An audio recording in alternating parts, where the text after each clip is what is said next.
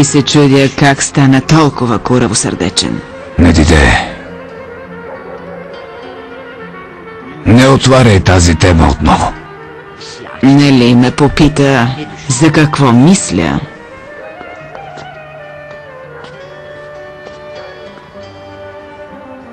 Когато си легнеш, послушай съвестта си, скъпи. Може би ще размислиш.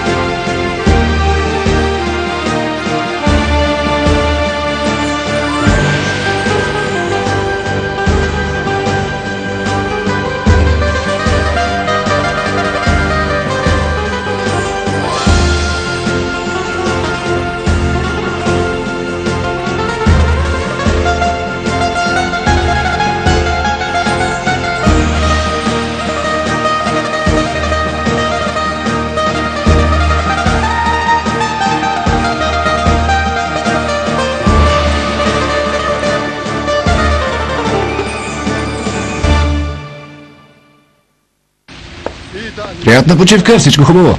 Приятна почивка. Шехерезада не си ли е тръгнала? Не, още работи. Чухте ли, че тя оглави проекта за Дубай? Чух. Гордея се с вас. Браво. Ти начало на проекта за Алмаата, Шехерезада на другия. Победата на младите. Елчан, това е победата на жените. Шехерезада е добър архитект. Това е така. Добрите ги познавам по очите. И двете сте огън жени, браво. Но нейната работа е малко по-сложна от твоята. Защо? Онур, да е жив и здрав, е малко строг. Не прилича на баща си. Господин Мухсин не е ли бил такъв? Беше мек като памук, лека му пръст. Добре, а бащата на Керем? И той беше същия. Двамата бяха достойни мъже. Тази кола върви ли, Елчан? Ела да те закарам, ако искаш. Так му ще видиш дали върви. Приятна почивка. Благодаря.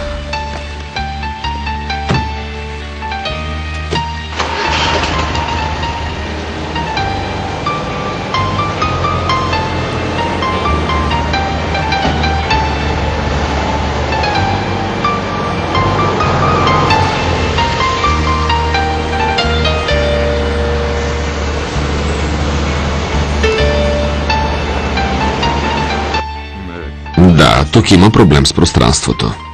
Къде другаде казахте, че има? Ето тук. Да. Ако нямате нужда от мен, може ли да тръгвам? Разбира се, че може. И нашата работа приключи. Ще тръгваме. Приятна вечер. Приятна вечер. Приятна и на вас.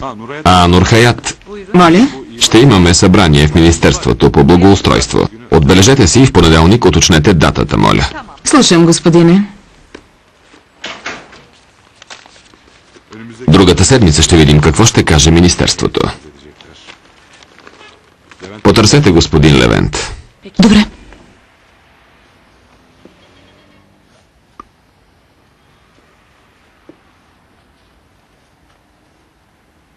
Лека вечер. Лека вечер.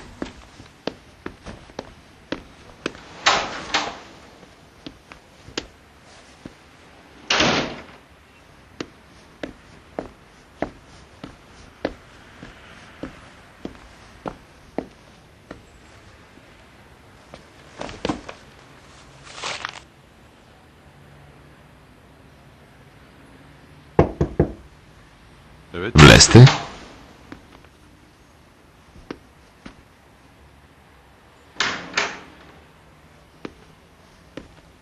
Господин Онур, може ли да говоря нещо с вас? Заповядайте.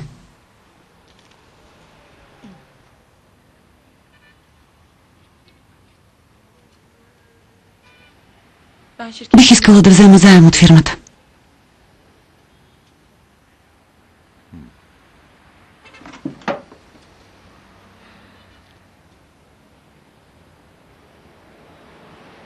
Имам нужда от 150 хиляди долара.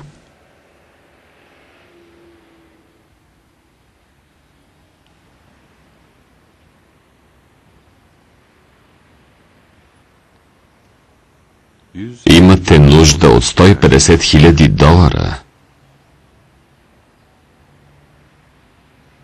Да.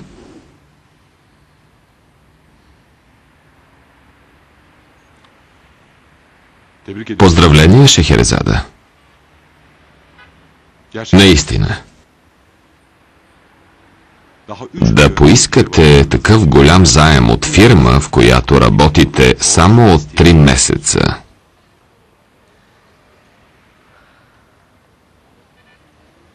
Браво!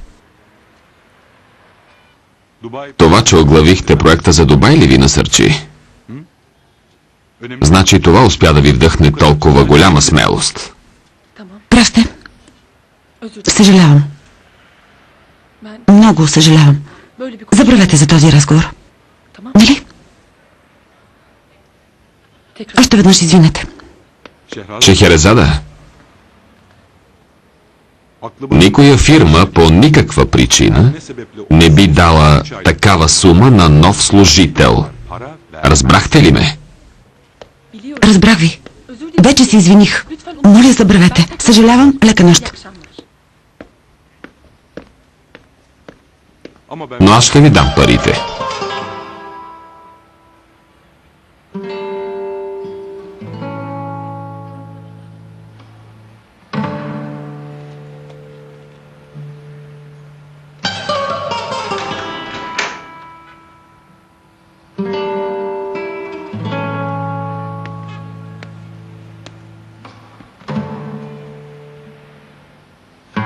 Цената на тази услуга е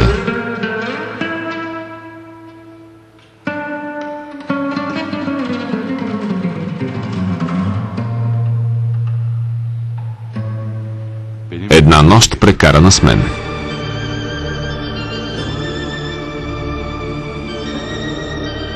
Какво?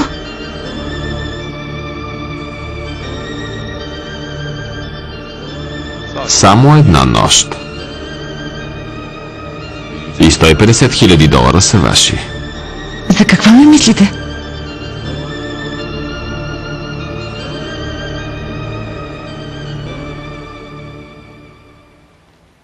Защо се нервирате толкова? Аз правя само едно предложение. Бъдете с мен една нощ и парите са ваши. Как си позволявате да правите такова долно предложение? Мислите се за велики?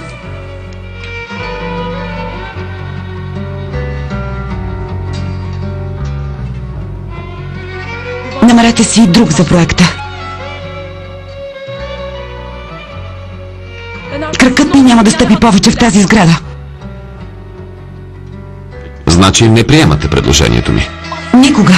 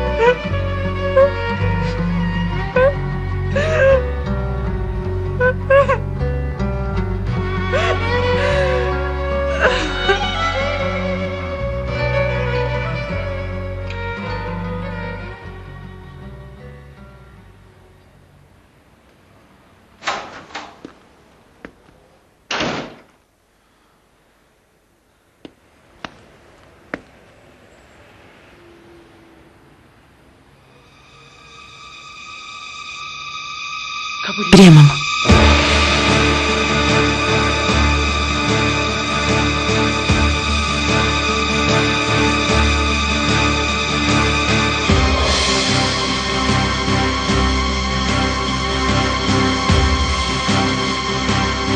Преводач Даниела Трифонова.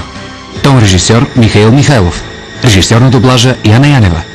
Ролите озвучиха артистите Татяна Захова, Ани Василева, Симеон Владов, Николай Николов, Тодор Николов.